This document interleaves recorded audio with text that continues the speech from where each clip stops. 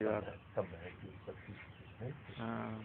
तो भय का चांस ही कहाँ है? तो सर्व सामर्थ्यशाली परमात्मा हमारे प्रीतम है, सर्वदा सब जगह विराजमान है, हम उनकी शरण में। फिर भय का कोई चांस तो हमें नजर आता नहीं।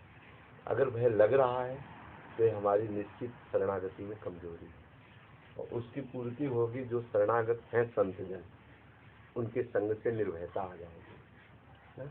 जो अभय होने का स्वरूप है वो पूर्ण शरणागति में ही है। और अगर हमें कहीं भय लग रहा है तो हमारी शरणागति में अभी कमजोरी है।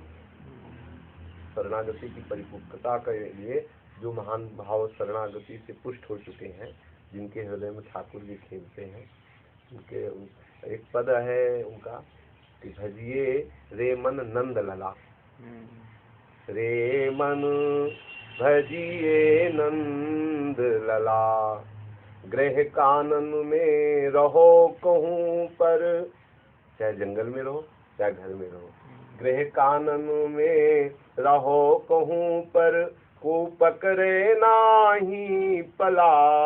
तुम्हारे पल्लू को कोई पकड़ नहीं सकता। इस विश्व ब्रह्मांड में कहीं भी आप रहो, यदि आप नंद नंदन का भजन करते हैं, हरि की शरण में, तो जिनके भय से काल भी भयभीत होता है, वो हमारे इष्ट है। तो फिर हमको कौन भय पहुंचा सकता है? फिर हमारे पल्लू के छोर को कौन पकड़ सकता है?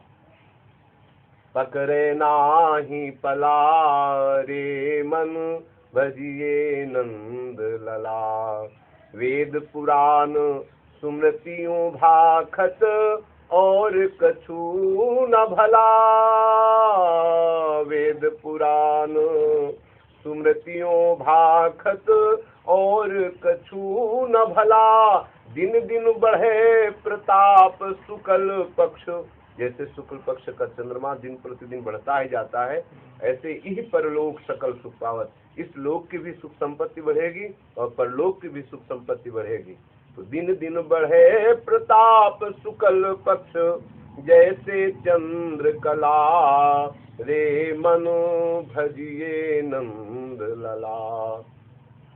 अब आगे कह रहे हैं कि यदि नंद नंदन के प्रति तुम्हारी पूर्ण शरणागति नहीं है तो तुम्हारी कमजोरी के जो चांस है वो ये है कि तुमने धन का आश्रय ले रखा है, जन का आश्रय ले रखा है, अपने बल का आश्रय ले रखा है। नहीं, सुनेरी मैंने निर्बल के बल राम, है ना।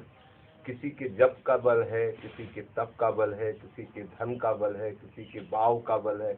अपबल तप बल और बाहुबल, चौथो है बलदाम, सूर्य किशोर कृपा से हारे को हरि नाम, सुनेरी मैंने निर्बल के बलराम। अरे हमारे कोई बल का आश्रय है, हमें जो भय लग रहा है इसका मतलब हमारे अंदर किसी अन्य भय का, अन्य बल का आश्रय है।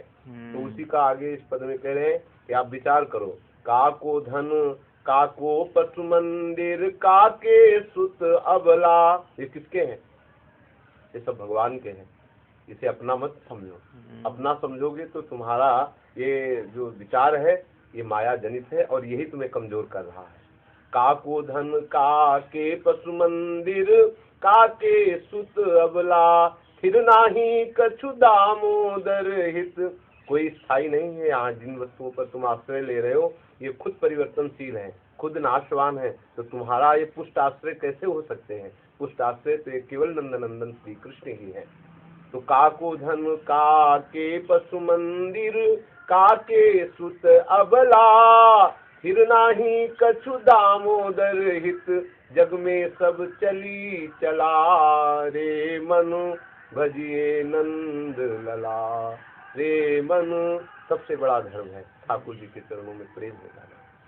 सावई पुंसो पराम धर्मो, यतो भक्तिरधोक्षजे, अहेतुक्य प्रतिहतो ययात्मा संप्रसीदति। वही परम धर्म है, वही परम धर्म है जिससे भगवान श्री कृष्ण के चरणों में प्रीति हो जाए, अहेतुक अविरल अखंड अव्यभिचारिणी भक्ति हो जाए। इसी से चित्त में अखंड प्रसन्नता प्राप्त होती है। ययात्मा संप्रसीदति।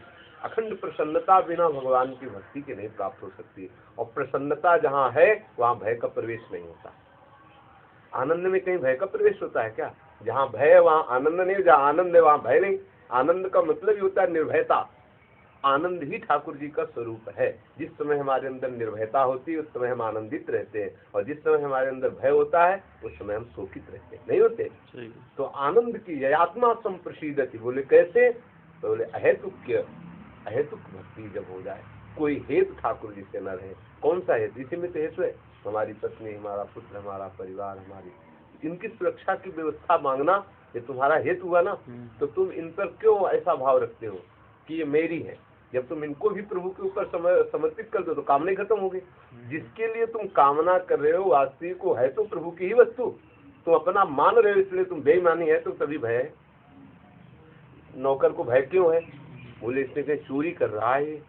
हाँ, जैसे कह देना कि साहब हमको यहाँ भय लगता है फैक्ट्री में, तो उससे जरूर पकड़ लो कि भैया तेरी कहीं गड़बड़ी है।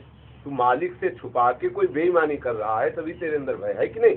हमें सृष्टि में भय है, इसका मतलब है तू सृष्टि के किसी भी धर्म में, किसी भी कर्म में अपनी जो है कमी कर रहा है, चोरी कर रहा है।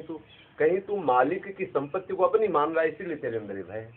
ये शरीर, इस शरीर के सारे संबंधी, ये सब ठाकुर जी की वस्तु है, और स्वयं इसके अंदर जो शरीर ही बैठा हुआ है वो भी ठाकुर जी का अंश है। अब आपका अस्तित्व क्या रह गया?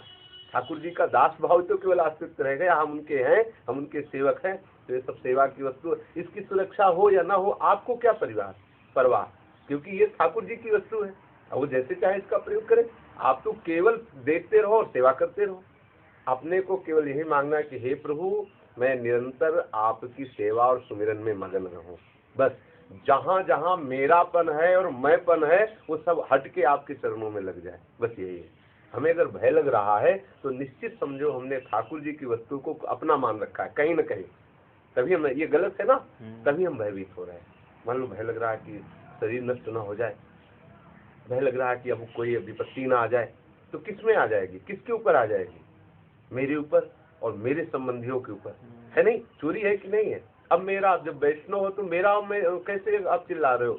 मेरा तो ठाकुर जी केवल है, और ठाकुर जी की सारी वस्तु है, सारी संपत्ति है, सारी व्यक्ति, सब कुछ हमने अर्पित कर दिया ठाकुर जी का, फिर मुझे उसमें भय कैसा? फिर अपनापन तो केवल गोविंद के चरणारविंद में है। गोविंद के संबंध के कारण सबसे हमारा प्रेम है, तो भय कहाँ हुआ? तो निर्भयता होती है। भय का तो कहीं मतलब प्रवेश ही नहीं है। भय का अगर प्रवेश हो रहा है तो निश्चित समझो कि हमारे अंदर कहीं मैंपन जो है, किसी ठाकुर जी की वस्तु में अपनापन हो है, ठाकुर जी के भाव से नहीं, कर्तापन भाव से, अहम भाव से कि ये मेरी है, ये भाव जरूर है। नहीं तो सुखी मीन जिम नीर अगाधा, जिमी हरि शरण नए को बाधा। जैसे अथाह समुद्र में मछली निरंतर आनंदित होकर किलोल करती रहती है, ऐसे ठाकुर जी के चरणारविंद का जिसने आश्रय ले लिया तो निरंतर निर्भय और आनंद का, यहाँ भी और वहाँ। ऐसा नहीं कि मरने के बाद कोई आनंद मिलेगा, हम उसकी मान्यता कम देते हैं, हम प्रकट की आनंद मान्यता देते हैं।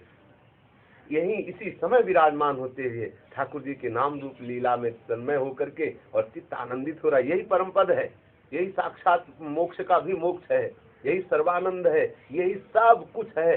क्या कि हम ठाकुर जी की लीला गान में, ठाकुर जी के लीला चिंतन में तन्मय हो गए, शरीर की शुद्ध भूल गई और प्रेमास्त्रों से अभिषिक्त होता हुआ चित्त आनंदित है। यही सबसे बड़ा परम पद है। आगे मरने के बाद कोई परम पद मिलेगा हम ऐसी आशा नहीं रखते। हम यही आशा रखते हैं कि जीते जी हमारी सर्व वृत्तियां कृष्णाकार हो जाए, कृष्ण में तन्मय हो जाए, यही हमारे जीवन का लाभ। राधा जय जय। पाई महाराज जी, पाई।